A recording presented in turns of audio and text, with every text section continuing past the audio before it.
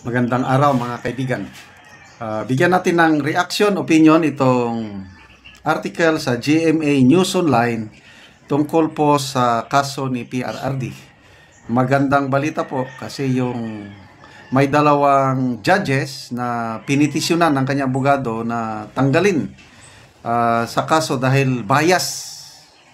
So habang hinihintay yung desisyon ng ICC ito, nauna na ang Trump administration, pinarusahan o binigyan ng sanksyon yung isa sa mga judges na humahawak sa kaso ni PRRD. Okay, ito, balita ng GMA News Online.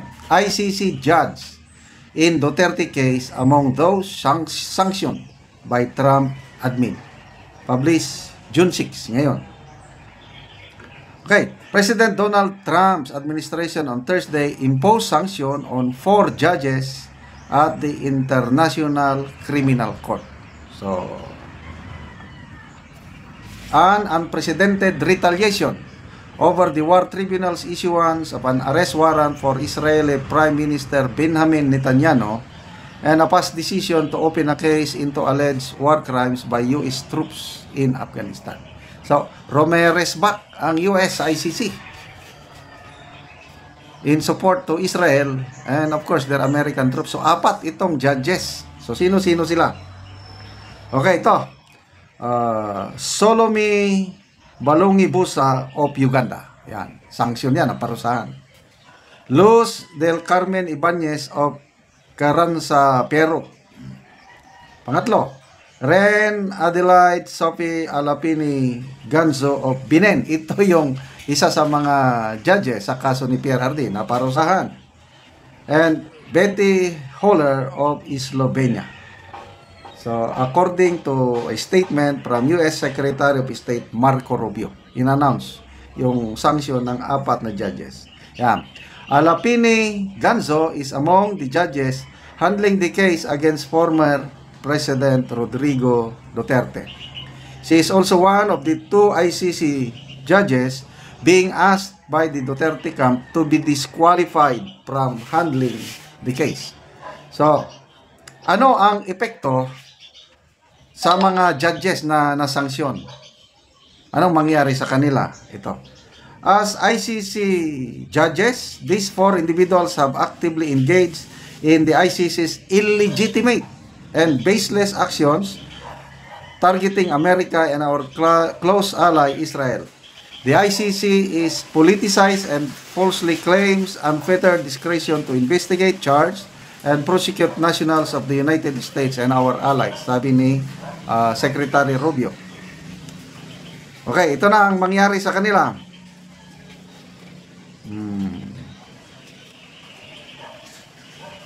Yan.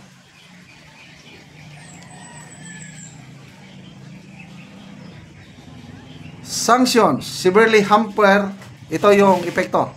Sanctions severely hamper individuals' abilities to carry out even routine financial transactions as any banks with ties to the United States or that conduct transactions in dollars are expected to have to comply with the restriction. Halos hindi sila makagalaw. Kailangan nila ng pera. Paano sila maka-withdraw ng pera? Eh, ang pera nila, karamihan nasa US. Dadaan ka sa US banks. Ang mga bangko na makipag-transact dito sa 4 na judges, kasama na yung isa na tinaguriang bias ng abogado ni PRRD, mahirapan na ngayon. Dahil hindi siya maka-transaction financially. So, ano pa bang? So, to me,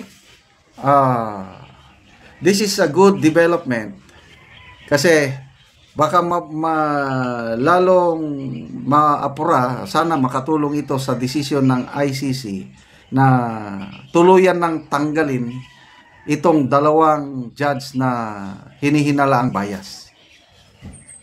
Kasi, paano ka pa magtrabaho na wala kang sweldo, wala kang magastos? Sarili mong pera ang gastusin mo. So, pumapabor ang tadhana sa kaso ni PRRD. So, hintayin natin ang desisyon ng ICC. Napaka-importante ito kasi itong dalawang bias judges na nirereklamo ng mga abogado ni PRRD, sila rin yung nagdesisyon nung magsimula ang ICC na imbestigahan ang mga reklamo laban kay PRRD. So, most likely, kung sila pa rin ang mag-desisyon sa issue ng jurisdiction, baka mag-decide sila against kay PRRD.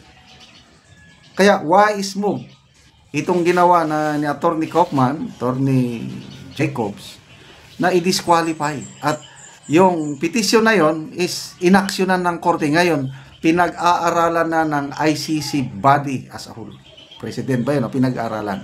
So, hintayin natin ang desisyon. Sana magiging favorable ang desisyon ng korte na tanggalin yung dalawang bias, palitan ng dalawang fair. So, tatlong judges na fair, pag-aralan ngayon yung argument na wala nang jurisdiction ng ICC sa Pilipinas sa kaso ni PRRD. So, kung wala ang jurisdiction, edi wala na. Quits na ang kaso dahil wala namang jurisdiction. Di ba ganon? So, ituloy lang po natin ang pagdarasal para sa ating minamahal na Tatay Digong. Yung latest balita kanina na nagtulungan na si Attorney Rocky at BP Sara, gumagawa sila ng legal remedies, gagamitin ang isang batas sa Netherlands na kung ang edad mo ay 80 anyos na, di ka na pwedeng makulong sa Netherlands. So, sinusubukan nilang gamitin ang provision ng batas na ito para temporary lang na makalabas si PRRD sa kulungan habang hinihintay niya yung kanyang mga trials. Okay, salamat mga kaibigan sa inyong pagsubaybay sa ating channel. Nakakatulong kayo ng malaki sa tribong Talandig ng Bukidnon. Dahil ang sweldo po natin sa channel na ito is pantulong sa tribo. Ngayon, namimigay tayo ng mga libreng yero at pako para maayos, ma-repair ang mga sira-sirang bahay